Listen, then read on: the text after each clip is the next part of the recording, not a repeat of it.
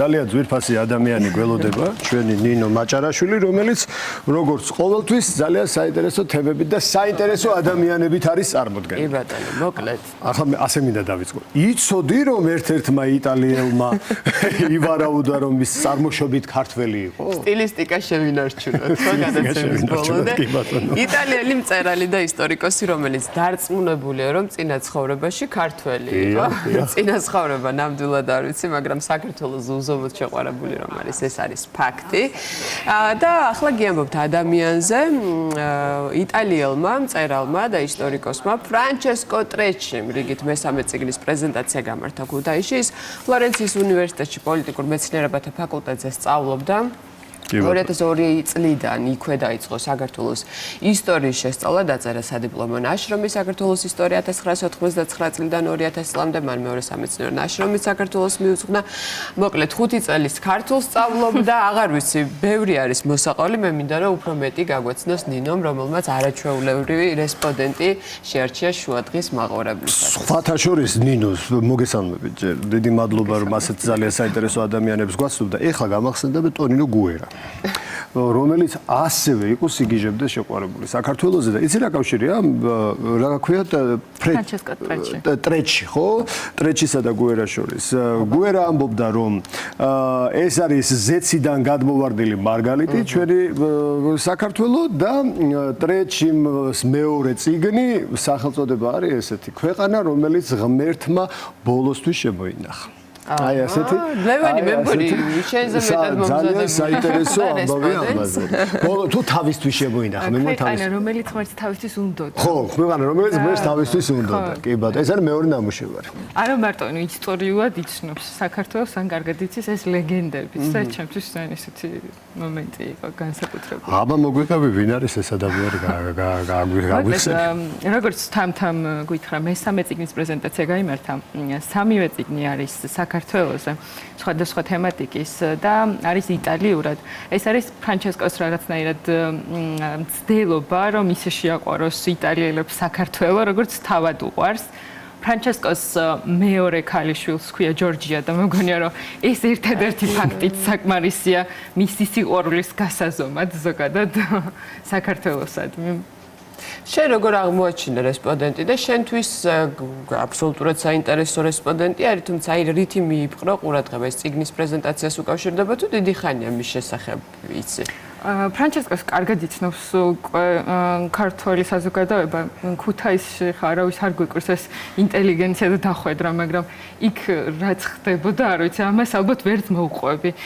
იტალიურად ესაუბრებოდნენ, ისე ხვდებოდნენ, როგორც აი კარგ მეგობარს, რომელიც სახლში დაბრუნდა. და თვითონ მისი დაინტერესება საქართველოსთვის დაიწყო ძალიან ისე სპონტანურად. ერთი სტატია ნახა, საქართველოში ჩამოსვლა გადაწყვიტა და თან ეს იყო შევარდნაძის პრეზიდენტობის პერიოდი და ამაზე ხუმრობს ეგეთ რამეს ამბობს, რომ მაშინ მე ვიყავი ერთადერთი ტურისტი საქართველოშიო და მართალი უთქვას.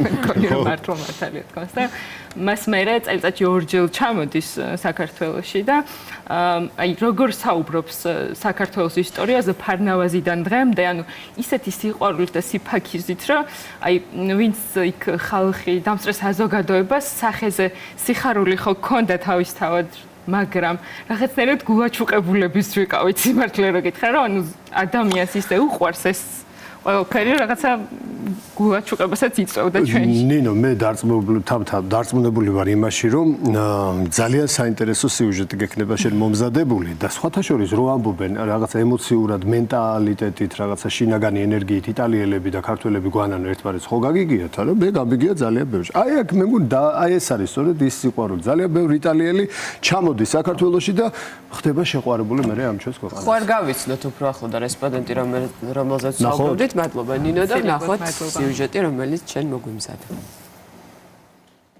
ჩემი აზრით ქართველები და იტალიელები ძალიან გავს. თითქმის იგივე არიან. თითქმის იმიტომ რომ ხაზიათი იგივეა ნამდვილად.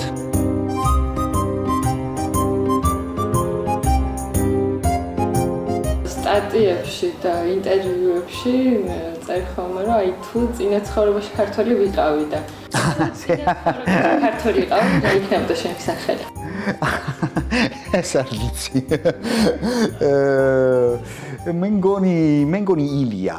და რომელი ქალაქიდან იქნებოდა იქ? ტიბლიში მენგონი. იტალიელებს უყვართ გვინო, ძალიან გვინო დაიბადა აქ საქართველოში. ეს არის ერთხელ ერთი კიდი საქართველოს და იტალიას შორის. ჩემი პირველი ქართული ნამდვილი ქართული სუპრა იყო კახეთში. კახეთში კვარელში 22 წლის წინათ ძალიან კარგად მაქსოს ეს სუპრა ნამდვილი. ქართველები ძალიან სტუმართუხარენი არიან. ეს მიყვარს. ყველაზე რჩეული სიტყვა გენაცვალე. მე აღმოვაჩინე საქართველოს ამ სტატიაში 26 წლის წინათ მე ვიცოდი რომ არსებობდა ეს ქვეყანა ჯეორჯია, მაგრამ მე არ ვიცოდი არაფერი.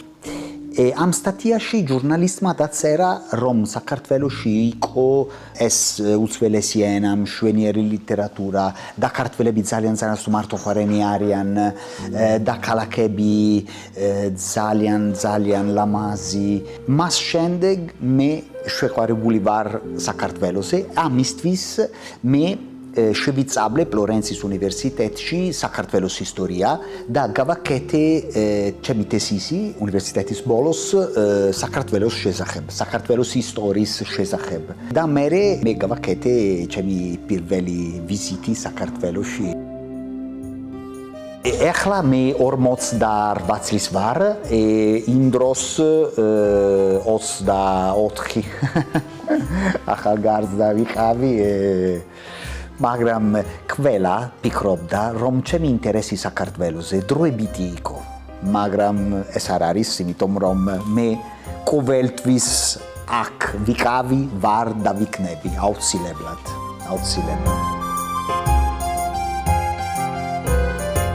ჩემი ცხოვრება. ალორა მე მუშაობ ელექტრონიკურ კომპანიაში, ეს არის ჩემი ოფიციალური სამსახური. მაგრამ ძოლი მყავს, ოჯახი მყავს, ოჯახი მყავს, მაგრამ ჩემი ნამდვილი ცხოვრება ეს არის. ჩემი ინტერესი, ჩემი გრძნობა საქართველოსთვის. იმიტომ რომ ეს მიყვარს. და ჩემი მიზანი, ჩემი სურვილი არის საქართველოს პოპულარიზაცია იტალიაში. ამისთვის მე დავწერე ჩემი წიგნები.